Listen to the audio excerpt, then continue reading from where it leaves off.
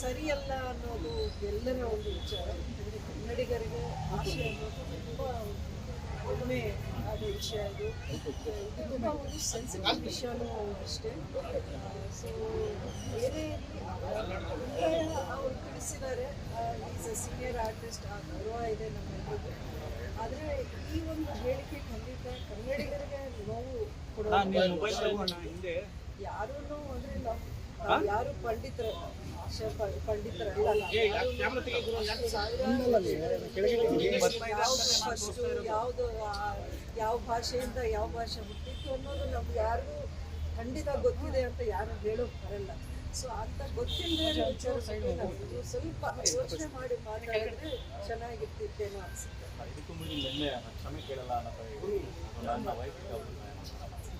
ನೋಡಿ, ಅವರ ಅಭಿಪ್ರಾಯವನ್ನು ಅವರು ತಿಳಿಸಿದ್ದಾರೆ, ಅದನ್ನು ನಾವೆಲ್ಲರೂ ಒಪ್ಕೋಬೇಕು ಅಂತ ಏನಿಲ್ಲ. ಇನ್ನು ನಮ್ಮ ಭಾಷೆಯ ಒಂದು ಘನತೆ ಏನಿದೆ ಅದು ಯಾರೋ ಒಬ್ಬರ ಹೇಳಿಕೆಯಿಂದ ಏನು ಕಡಿಮೆ ಆಗುವಂಥದ್ದಲ್ವಲ್ಲ. ಅವರ ಅಭಿಪ್ರಾಯ ಓಕೆ.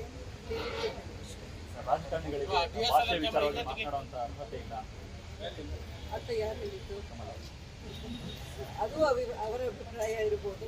ಎಲ್ಲ ನಮ್ಮ ಭಾರತ ದೇಶದಲ್ಲಿ ಪ್ರತಿಯೊಂದು ವಿಷಯದಲ್ಲಿ ಒಂದು ಅಭಿಪ್ರಾಯ ಇರ್ತದೆ, ಅದನ್ನು ತಿಳಿಸುವಂಥ ಅಧಿಕಾರನೂ ಇದೆ.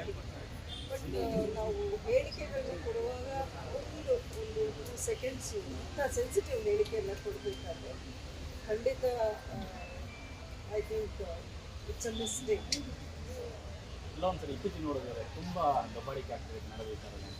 ನಾರ್ತಿಂದ ಇಲ್ಲ ಒಂದಷ್ಟು ಗಲಾಟೆ ಆಗೋದಾಗಲಿ, ಮತಗಳ ಮೇಲೆ ಕೈ ಮಾಡೋದಾಗಲಿ, ಅಥವಾ ಕನ್ನಡದ ಬಗ್ಗೆ ಕನ್ನಡಿಗರು ಈ ಥರ ಭಾಷೆ ಬಗ್ಗೆ ಮಾತಾಡಲೇಬೇಕು ಅಂತ ಇಂಟ್ರಿ ಕೊಡ್ತಾರೆ ಅನ್ನೋ ಥರ ಪೋಸ್ಟರ್ ಮಾಡೋದು ಎಷ್ಟು ಸರಿ?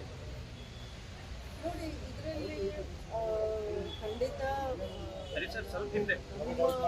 ನಾಡಿಗೆ ಬಂದ್ಬಿಟ್ಟು ನಮ್ಮ ಮೇಲೆ ದಬ್ಬಾಳಿಕೆ ಮಾಡೋದು ಯಾರು ಒಪ್ಪುವಂಥ ವಿಶ್ವಾಸ ಅಲ್ಲ, ಅದು ಸರಿಯೂ ಅಲ್ಲ.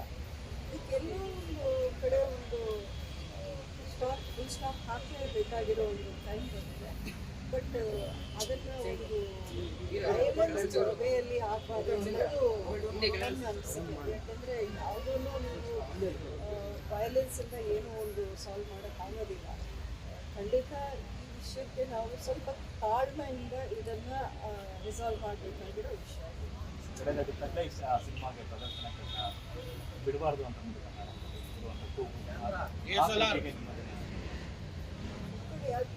ಯಾವುದೇ ವಿಷಯವನ್ನು ನಾವು ತುಂಬ ವಿಪರೀತಕ್ಕೆ ತಗೊಂಡು ಹೋಗಬಾರ್ದು. ಬಟ್ ಅಗೇನ್ ಇದು ಸೆನ್ಸಿಟಿವ್ ವಿಷಯ ಇರೋದ್ರಿಂದ ಅವರವರ ಒಂದು ಹೇಳಿಕೆಯನ್ನು ನಾವು ಎಷ್ಟುವರೆಗೂ ತಗೋಬೇಕು ಅಷ್ಟೇ ತಗೊಂಡು ಬಿಟ್ಬಿಡಬೇಕು ಅನ್ನೋದು ನನ್ನ ಅನಿಸಿಕೆ.